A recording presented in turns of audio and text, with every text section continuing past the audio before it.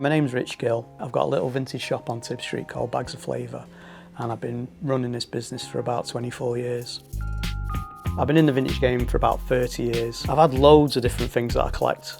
I sell a lot, but I collect a lot. I'm a bit of both. I kind of buy things that I know will sell, but then I collect things that I like myself, because obviously I've always been interested in coats and garments from probably the early 80s, so I've never really stopped, to be honest with you. It starts in the 80s, where my first job was a YTS in a sports shop, and I kind of was always interested in like the product. I've always been interested in clothes, but sort of getting out of that, I kind of went to New York in the early 90s with my girlfriend at the time. I didn't really have anything to do, so I just went in thrift stores and bought clothes and then brought them home. So that kind of had the sort of the little seed of maybe I could sell vintage clothing for a living. But then I worked for a Specto. That was a bit more learning of retail. So then I get to about 2000 and I'd been away, but I'd got a card through the post, and it was like from Affleck's Palace down the road. And they were like, do you want to come and see us, and do you want to have a unit? And I was like, yeah, okay, I'll have a go. So I had a tiny unit, was worried about paying £70 a week rent, had a rail of clothes and some custom bags that I'd made, and give it a go. And weirdly enough, it went really well, and I never looked back, and I've been doing it 24 years. I moved into this shop in 2009. Vintage has just sort of caught up with me because it's now popular and all the kids like it, because I pretty much just sell like individual unique pieces. I was lucky that I grew up in the sort of like rave scene in the 80s, 90s, and I used to go to all these massive house like gigs, and you used to see a lot of people in a lot of like colourful 90s Berghaus jackets. I mean, I had a pal, Adi, that used to work in the record shop down there, and he used to wear that Trango, that blue and red one, in sort of early 2000s, and I think me seeing him in that like early 2000s kind of sparked me wanting to sort of re-look for that stuff, because I always found it interesting, because some of these jackets in the like early 80s, they were £350. They were like very expensive, so really they were for people that had leisure time, that could go like climbing. They weren't for like working class people, because they were too expensive. So that's why a lot of them jackets were sort of like grafted, because they were just too expensive. No one could really afford them. But that's mainly these jackets. It's about the weather, mate. It's Mancunian weather. Okay, this is like an iconic 90s, well, late 88 to 90 Trango Extreme, probably in the Lego man colours, which is like a proper design classic. Everyone remembers this because it's like there's no other jacket that looks like it on the planet, and a lot of people have tried to copy this thing, but it isn't this. Same with the Mirror Peak, probably one of the best design hoods that fold into the neck, embroidered, really nice Gore-Tex, really nice condition, still works today, great jacket. I mean, I've always been a collector, because obviously growing up in the 80s, it was all about acquiring things, and we used to like, because no one had any money, we used to just trade. So we'd always be trading. I used to swap BMX wheels for a jacket for something else, and we'd just trade. We're from like that swap shop generation. But like, I think that collecting really with me is probably records first. And then we've got the same jacket but in Gore-Tex. There's two of them. Lowercase b on that one, Berghaus badge on that one. Nice that they kept the same style, but updated it with the Gore-Tex fabric. Right, start at the beginning. An early one with the old lowercase Berghaus B. Lovely old labels inside, made out of canvas, probably 70s. Simple design, still looks modern today. Just a practical outdoor jacket, but I do love the lowercase B. Canvas Alpen jacket. Really nice design, not lined, lightweight, but just tough jackets from the 70s, quite modern looking still to this day. Same one, but I found this one in America. Obviously this little nice brown badge there. Escape from the Ordinary, Norm Thompson. Must have been importing Berghaus jackets in the 70s, which was probably quite unique back then. My process of buying vintage clothing is pretty much, I buy from all over the world, I buy different spots, I deal with different people, I get a lot of sort of videos sent to me that I just screen grab pieces, because I buy everything like one piece at a time individually, so I'm forever sifting through like loads of stuff I don't want to get to the bits that I actually do want.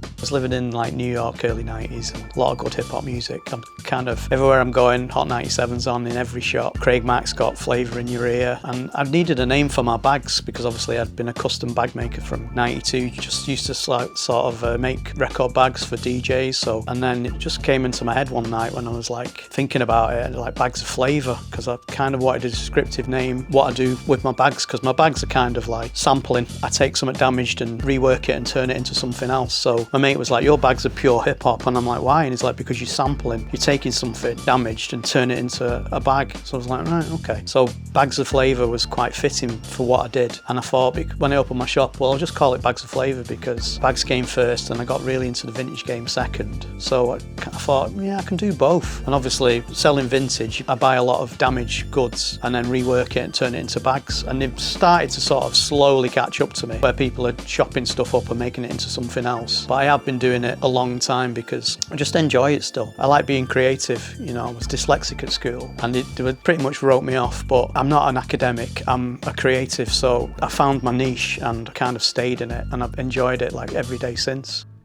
We used to see quite a few people wearing Berghaus jackets in raves, but like they'd just be paranoid about leaving it in the cloakroom because they'd be like boiling wearing it, but they wouldn't take that coat off because it's getting stolen. So pretty much you would see them jackets in raves, but you'd be like, mate, are you not a bit hot? Berghaus just made nice colourful jackets in the 90s because that was the vibe of the 90s. It's all colour. It's not monochrome in the 90s, it's all full colour and it's all larger than life. So for me, I think from that era, that's why them jackets stand out, because that era was like that. So them jackets are a representation of that era. So that's why a lot of people are into that stuff, because it's so colourful, but it's also practical because of the weather, because it like rains a lot. So people want like a good outdoor jacket. That's a Mancunian thing, good outdoor jacket. You know, I've got 100 good outdoor jackets because everyone loves jackets up here. You know, if you don't, there's something wrong with you. Probably one of my all-time favourites because they only make it in this colour, beige and chocolate brown, Gore-Tex, like new. Chris Brasher, the bootmaker, he designed this jacket and it's got some tricky designs to it. All tape seams, really expensive, £75 in 82. But look at the quality on that. That is one of probably the most bonkers Berghaus jackets I've ever found. A couple of storm beaters, another tricky fabric, lightweight, waterproof, similar kind of vibe, but they call this one the postman jacket, obviously because it looks like a postage jacket, but fun jacket. I remember a lot of people wearing this back in the rave days. That's a bit of an iconic jacket, that one.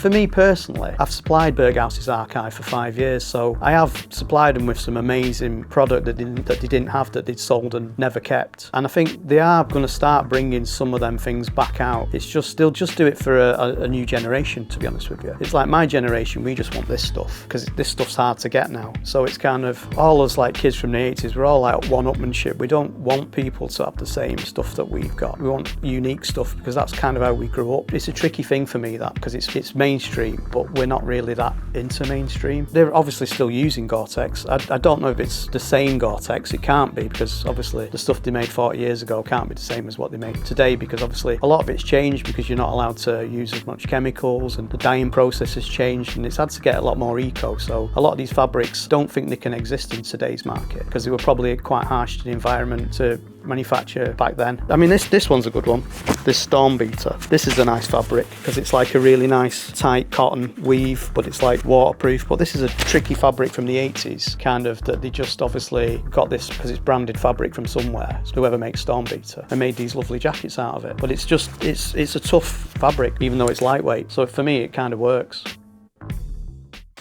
This is a groovy one. That's a Latok. That's got like a triple Prestwood hood. Big pockets, big badge. They're really nice. They're kind of like quite hard to find, but again, just a classic, plain, sort of really nicely designed Berghaus jacket. Same with this one, Kielder, but lined. Probably the only one they ever did with a check lining. Did it in green, did it in blue, but again, wire peaked hood. Pretty techie for late 70s, early 80s. Really well made. Tough jacket, that one. I think with vintage Berghaus jackets, maybe it's the history associated to it, the fun time, and you know what, it was part of like counterculture, acid house, just having a good time. So maybe, because obviously you can't live in the 90s, but you can wear the clothes from the 90s, and you know, they were good clothes. Or if they weren't good clothes, no one would want to wear them, but these, weirdly enough, still sort of passing the test of time, which is a good thing for product. Normally what I feel is fussy things go out of fashion quick and get forgotten about, whereas like timeless design pretty much stays timeless. So like people search out these things that are timeless because they know that it's not going to go out of fashion. You know, now we live in a throwaway fashion society. The opposite of that is buying one thing that was made 30, 40 years ago that's still doing its job, and I think that's probably some people's way of fighting against that tide.